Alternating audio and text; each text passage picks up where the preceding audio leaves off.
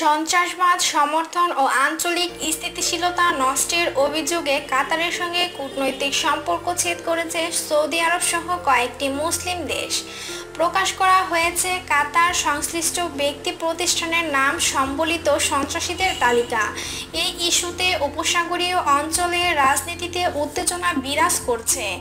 এমন পরিস্থিতিতে দেশটির বিরুদ্ধে আরোপিত কূটনৈতিক ও ভ্রমণ নিষেধাজ্ঞা শিথিল করার পক্ষে বিশ্ব নেতারা।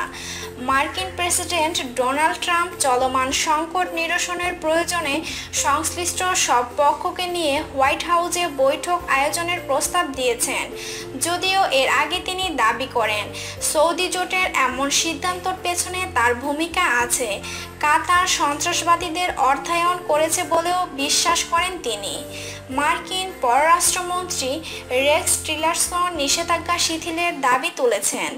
তার মতে এই নিষেধাজ্ঞা দেশটির মানবিক সংকট তৈরি করবে, বিশেষত নিত্যদিনের খাদ্যপণ্যের জন্য প্রতিবেশী দেশগুলোর উপর নির্ভর করতে হবে দোহাকে।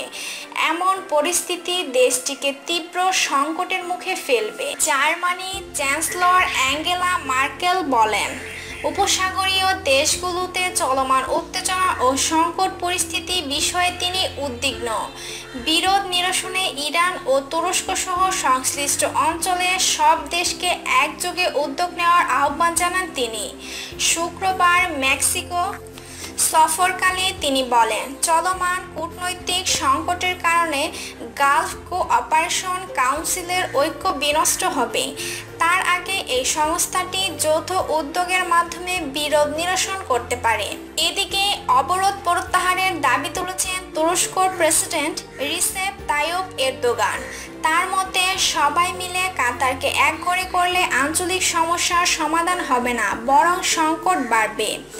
এছাড়া কাতারের পাশে রয়েছে ইরান, পাকিস্তানের মতো পরমাণু শক্তিধর দেশও।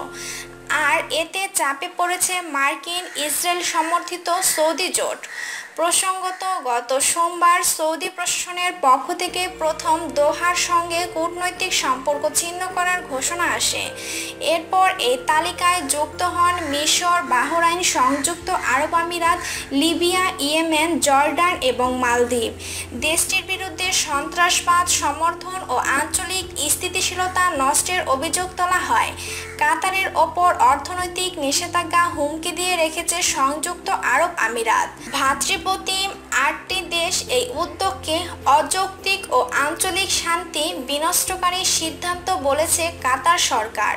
সংকট নিরসনে আলোচনায় বসার জন্য দোহা প্রস্তুত আছে বলেও দেশটির সরকারের পক্ষ থেকে জানানো হয়েছে। দেশটির মতে চলমান পরিস্থিতিতে গালফ কোঅপারেশন কাউন্সিলের ভবিষ্যৎ হুমকিতে পড়বে। দেশটির পররাষ্ট্রমন্ত্রী শেখ মোহাম্মদ বিন আব্দুল রহমান আল থানি বলেন, আমরা আলোচনায় প্রস্তুত হলেও ছাড় দিতে রাজি নই। আমাদের পররাষ্ট্রনীতিতে কোনো পরিবর্তন আসবে না। সার্বভৌমত্ব দেশ হিসেবে নিজেদের মত করে পররাষ্ট্রনীতি নির্ধারণে আমাদের স্বাধীনতা আছে। সৌদি আরব ও অন্য দেশগুলোর দেয়া এই তালিকা প্রত্যাখ্যান করেছেন তিনি।